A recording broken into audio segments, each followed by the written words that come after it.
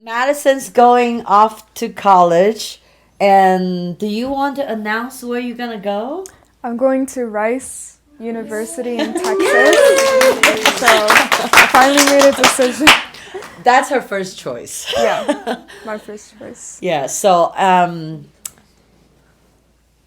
Madison started when she was 4. So I want her to share some of her experience. Who every one of you will be having the same question, same struggle, and same up and down because she went through so much. I don't know. Do you count how many competition you did? don't even I didn't remember count, but I don't think I can count them all. Every year, did. probably Probably. like 4 or 5. I maybe. did, yeah. Yeah. At least 4, at least 5. Yeah. So, Like a little over all 6. together for every year for 14 years. Well, I think she started the competition when she was Six. 6. 6 years old. First place. Kawaii. She was 6. Anyway, I want to save the time for everybody else, so don't take too much time. So, I did have some previous questions, so I will just have Madison say something, and then you guys can start ask really great questions. Okay?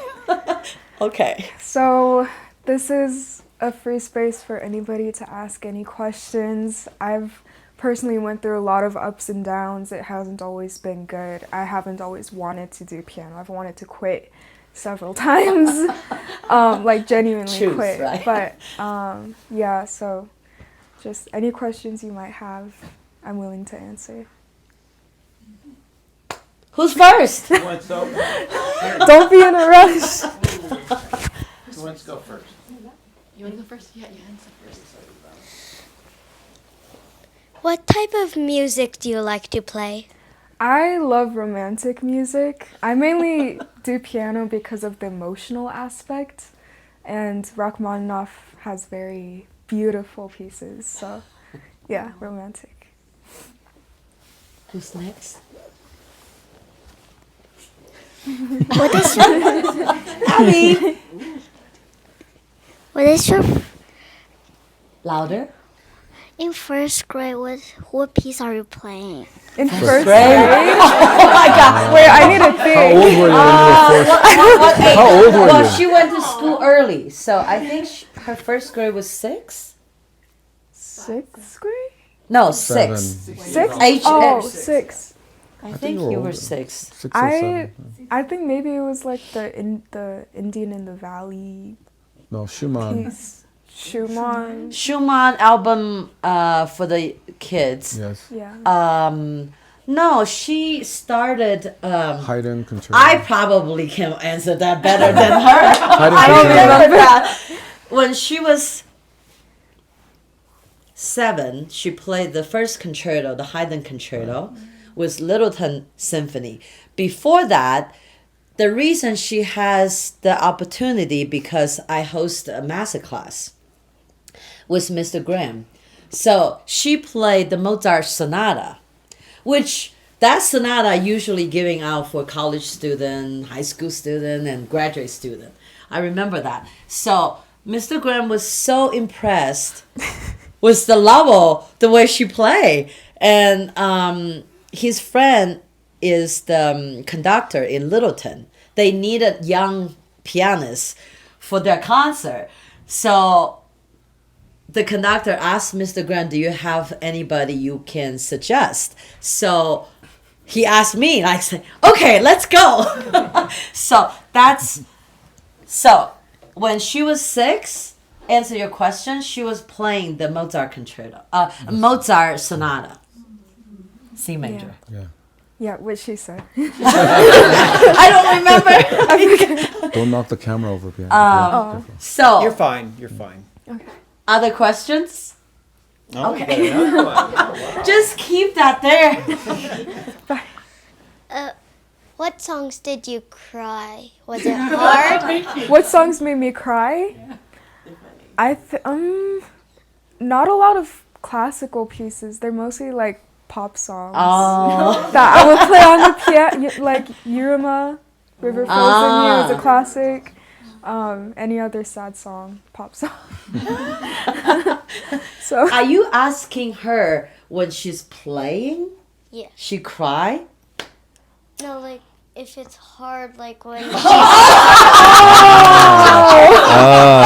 that's a That's a completely good different question. You didn't Yes. That's a good question. cry? That's a good question. Yeah. Did you? I don't remember that. I almost every practice, I feel like crying. When you were young? How when come I I was- didn't know that. Of course, it was hard to practice multiple hours and work through it. So, being able to like control those emotions was crucial when I got older. So I don't cry as much now, but when I was in middle Maybe school, now. when I was in middle school, it was really hard. Oh. Yeah. Well.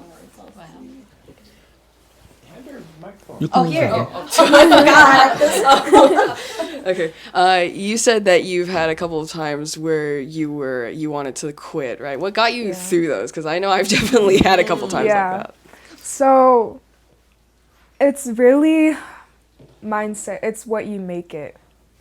You can be thrown all of these difficulties. You can feel like you want to quit, but ultimately it's up to you. You can sit down.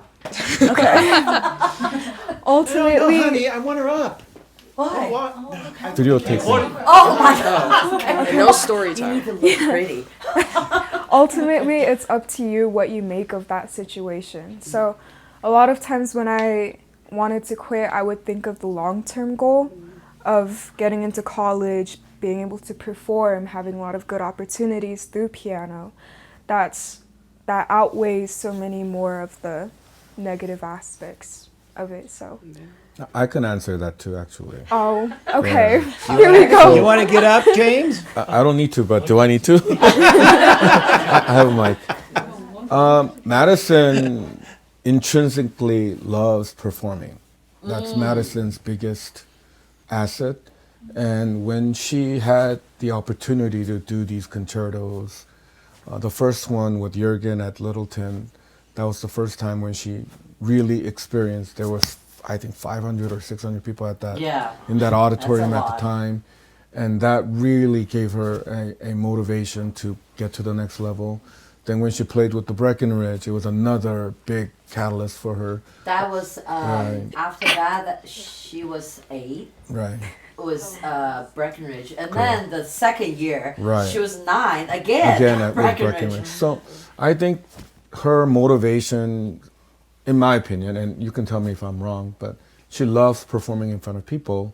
And I think that was a huge motivation for her to get through these hard and difficult practice sessions and Yeah. and difficulties that she went through her time with piano. Yeah. Also, not wanting to mess up when I perform was a big Yes. motivation factor. So, yeah. Any other questions? Abby? Happy. Who is your favorite pianist? What? Who is your favorite pianist? Pianist? Oh, your Oh. favorite pianist. This one's really basic, but Yuja Wang. Oh. Okay. Because whenever she performs, it's just like fiery, you know, and she conveys the music so well and her technique's perfect. So, her probably, yeah. Yes? How do you balance your school and piano schedule? So, my advice on that would be practice as much as you can when you're young. Because before you reach high school, you have so much time to work on your base, your foundation, your technique. But when you reach high school, you're now busy with schoolwork, college applications, and you don't have time to practice anymore. So really building that when you're younger will benefit you in the long run. So, yeah. Who's next? Par- Should I get? Parents? Mr. Parents have questions. Yeah, too? parents, if you have questions, you can ask them as well. First of all, I want to say congratulations. 14 years with her. I love that. That is awesome. I mean, you're the first person to start at 4, and you're going to be 18 here shortly. Yeah. What was probably the biggest reward through this whole process, and what was probably the lowest of lows through this whole process? The high, like my father mentioned, probably just being able to perform. Being able to be in front of like an audience and convey what you want to convey through your music is the biggest benefit of piano. Lowest of lows would That's okay. You can say. the shouting, the arguments during practice is really tough.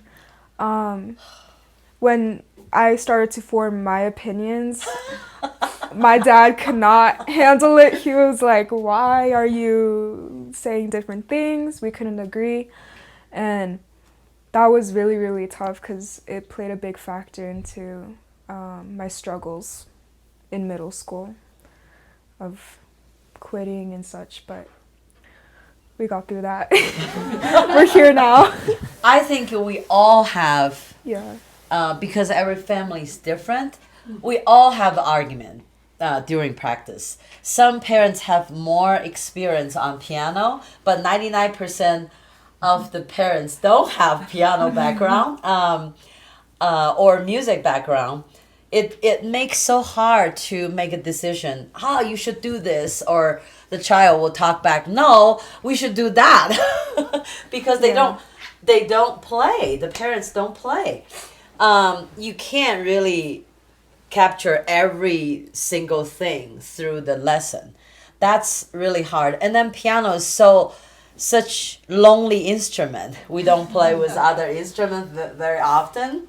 You have to just work through those lonely time and then making decision yourself and then organize your practice. So I think that's why not many kids can continue that long. That's really hard. And that's when like the mindset comes in. You think it's hard in the moment, but it's really a benefit having someone to even argue with about the music. Like someone, hear that, kids? Someone who cares about you enough and the music enough to tell you different opinions. Yeah, And so you're not just doing it all by yourself. That's a blessing in and of itself. So yeah. There's So always another side. It's argument, but it's great thing. Yeah, good arguments. It's a great thing, right? In our house, it wasn't just with me. Hannah had a different opinion too. So it was, it was like we would sit down and talk about something, and Hannah would come out and say, "Well, From the I think kitchen. this," in the kitchen because she's listening to the music too. Yeah.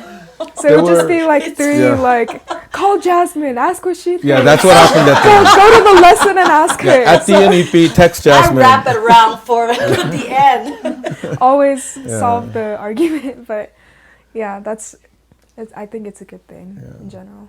And Yeah. then we really recommend you, if it is possible, then if you're recording the lesson, it really helps. So we I ended have up to looking at the students' parents Everybody. recording in the phone, in the iPad. It was all this. Yeah. So when Madison was young at 4, when we first started, until she was about, I'd say 8 or 9, Hannah sat through every lesson that Madison was at when she was little, and we have books and books and books of just notes. The written writing. notes, right. First was the writing. Right. As well as recorded audios, because we didn't have videos way back then as Yeah, well. so I don't remember how we record the audio. She I forgot. recorded it on her phone.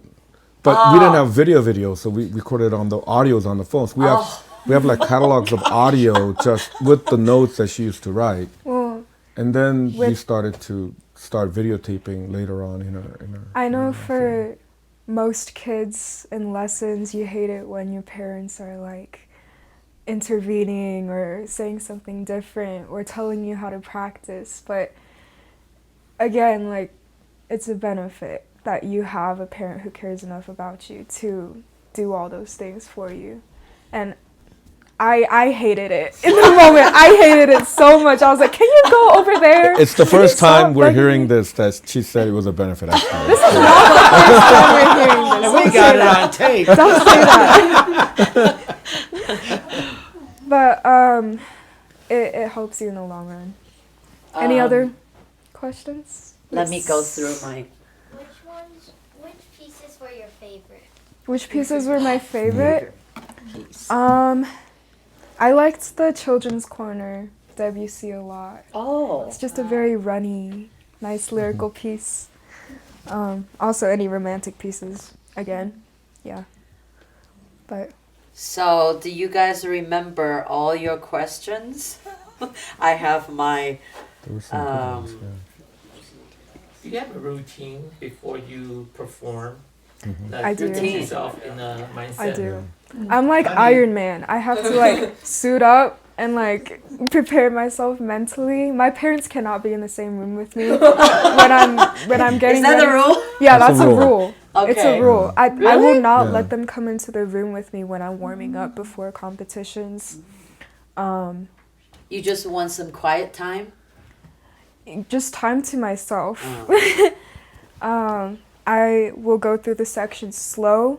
I'll keep my hands warm and keep them moving, and then some breathing exercises sometimes. That's my routine. But she doesn't practice much a day or two before the competition. Sometimes I don't practice at all Yeah. before a competition, a day or two before. Keep your energy.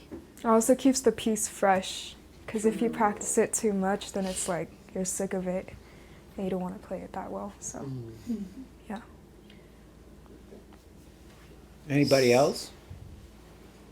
Anika, you have 15 Honey, questions. honey. Just Oh, Christine. here. Oh, Anika, I have this. okay. Okay. You've also said that you like practice for like multiple hours. How do you do that? Like, especially as a senior, I assume you probably don't have too much time, especially after school and such. Yeah. Of course, never practice for multiple hours straight. That is the worst thing you can do for your fingers and your mental health. I will do 1 hour of one piece, then take a 15-minute break, do an hour of another piece, 15-minute break, and I don't repeatedly do the same pieces in a day. That makes So. sense. Or Yeah. maybe longer breaks in between. Throughout the day. That's Maybe 30 minutes, maybe an hour. Anybody? Is it that answer? yeah, that's it. I have a question. Now, when you were younger, how many hours did you practice? And as you got older, how many hours were you practicing? As you were getting older, I'm sure it was getting more difficult because you probably had more homework. Yeah. You had a social life. How did you balance all that in the last 3-4 years? So, this is going back to what I said before about building your foundation young, because it'll benefit you in the future. I used to sit with my dad for 4 hours straight.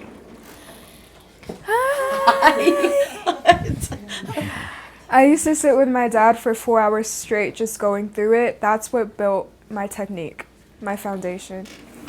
You can read it. Oh my gosh. Okay. I didn't practice that much in high school. The only real practice I had was during college auditions, when I was pulled out of school. And that's when all of my training from when I was younger kicked in, and if without that, I would have not done well in competitions in high school and such. So, But I think in high school she did spurts of practices rather than yeah, long, consistent. drawn out, consistent practices. Because I think she had it enough. What she's saying is correct, where she had so much already in her hands that she can do spurts of really concentrated practices that actually let her focus better than if she were to do long, drawn out practices. Yeah. And those were some of our contentions, my wife and I and her, that was some of our contention because we're so used to her practicing. Long hours. Long hours, 4 or 5 Oh hours my a day, every day. I would come home and and we they would sit be through, like, right, "You and need we to had a practice." routine, right. But I'm like, I got it. Stop. yeah, but then as she got older, she kind of managed that without us being there anymore. So yeah. I remember in some of the competition, you were like, how'd she do that? I didn't understand, yeah. How'd she do that?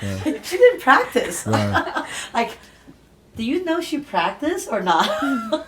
I think she did. Sometimes the practice doesn't have to be physical practice. Right. I think mentally practice, being in a really quiet place and then or looking through the music and then going through the pieces also is one type of the practice. Maybe not physically playing, going through the pieces like from beginning to the end and those kind of practice. Yeah. Anybody want to talk about the competition? Okay. Yeah, competition. We got a lot of questions. 15 questions. Okay. What did you learn from the competition, like if you lost? Oh, good one. What did I learn if I lost? I learned that losing isn't everything and winning isn't everything. The reason you go into competitions isn't to win or lose, it's to see what you can improve on. And the ranking is really just to see where you are, where your technique is, your musicality. So if I had lost a competition, I will go back, watch my videos, see what I missed, practice that, and then say, I'll just win the next one by practicing more. So just really think of it as you're improving yourself by seeing where you are than winning or losing. Madison was great at when she didn't place in the place that she thought she would have placed. She was great at just shrugging it off and then just moving on. It didn't last with her for that long. Yeah. That is not easy. Right. That is not Even when easy. she was young. Even when she was young. Yes. I would just ask, can we go eat good food now? Yeah, that was our routine. Food. Can we go eat barbecue? Yeah, whenever we had competition, whether it was a win or a loss, we would go eat. We would always And that was celebrate it, either yeah. way. Yeah. Next question? Can we ask about college? Yes. Of course. So from the big, like so many good colleges here in the country, to like how did you narrow down to your list that you're gonna apply to the one that you decide to go to? Like what is that process like? So again, couldn't have done this without my dad. He actually made a list of the top music colleges before I even applied to them. And he said, you need to do this. So I just applied to all of them. 14 schools. And we really narrowed it down to scholarship and the music facility / faculty. So at Rice, they just built a new opera house with a bunch of practice rooms. They only have 2 professors there right now. But the undergraduate class is very small, so it's individualized attention. It's just a lot of benefits in general. So it's however the kid feels is where they belong. So Why did you not pick the other 2 that was in your top 3? I didn't pick Michigan because I didn't like Ann Arbor. It isn't always just because of the professor. The professor was great, but I could not live in Michigan for 4 years. That can be a factor. Northwestern, all the buildings were too spaced out. It felt secluded, and I didn't like that. So yeah, lots of different factors. Weather and food. Weather and food. Food is such a big part of decision making. Texas has really good food. They do. Do you have any question, Kaden? Lucy? Where's Lucy? I'm here. Oh. Can you search up my questions? I forgot. I'm sorry.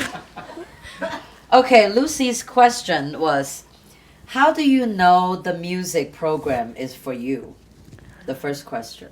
I didn't really pick a lot of my music programs. Mrs. Jasmine did. I did. I find what fit her the most, and then technically and musically. Yeah. And then some of the pieces, I think it will fit certain student. Maybe boy and girls are slightly different. I will choose something will show the student the most on the stage. Their personality, their control will be grow into that piece. So I guess that's for me. That question's for me. Yeah. So Lucy already heard. Put the microphone up here. How did you choose for the school? Well, we just heard that. Yeah. The, Can you like I was wanting to ask like what do you really like specifically like focus on when you are like learning like a new piece? I always learn a new piece in layers. I read through it first, then I write the fingering down, then dynamics, shaping, pedaling, articulation, and then lastly just little details. That's how I learn it.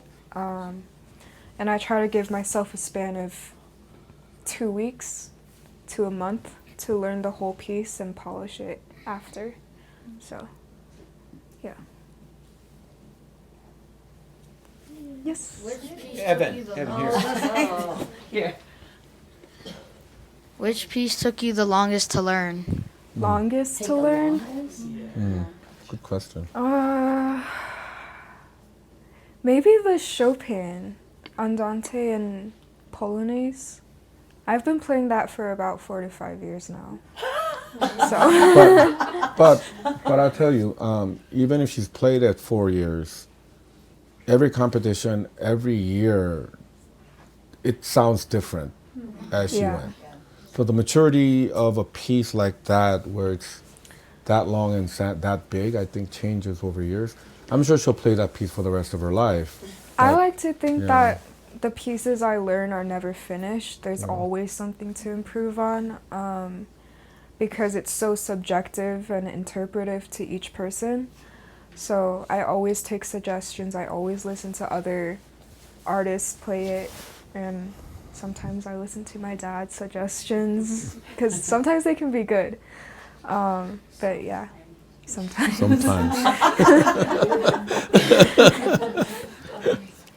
Yeah. Oh. Kaden? Kaden? Do you Louder. like classic music or modern music, and why?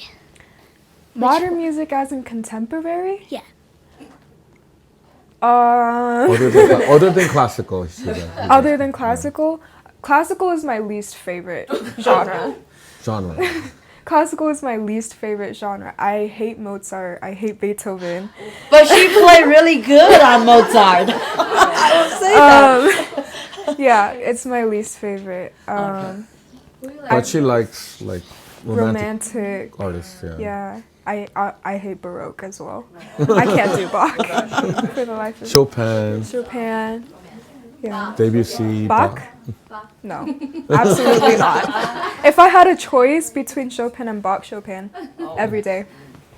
But I will say she didn't have a choice. Yeah. When she was I young, didn't. lots of Bach, lots of Beethoven, lots of Haydn and Mozart. So that's our foundation. I didn't let her choose. But when she gets more mature, we have more romantic repertoire because it's more Freedom. music. Yeah. It's more music expression in the performance. So we have to have romantic music, but that's must. Yeah. There's no choice. I would also say, not always what she likes is what she plays best. Yeah. I think her Mozart she plays her Mozart quite different than everybody else that I've heard. I think she plays her Mozart really, really well. I think her hands are made for Mozart. Oh, thank you, Dad. Yeah. But she may not like Finally, a Mozart. compliment. Yeah. But she may not like Mozart. But I think she plays classical quite well. She may not like it as much, but I think she plays it quite well. I remember several times when she played Mozart Sonata or Mozart Concerto or, anything Mozart. She will have the highest compliment from, the judges and master class. And then just everybody was saying how detailed she's playing this. The attention going to all those small things. Most the student wouldn't even get to that level. But it's hard for those classical and Baroque music. I think it because that training, she can have very detailed stuff in romantic. I saw a couple of hands back there as well. Okay.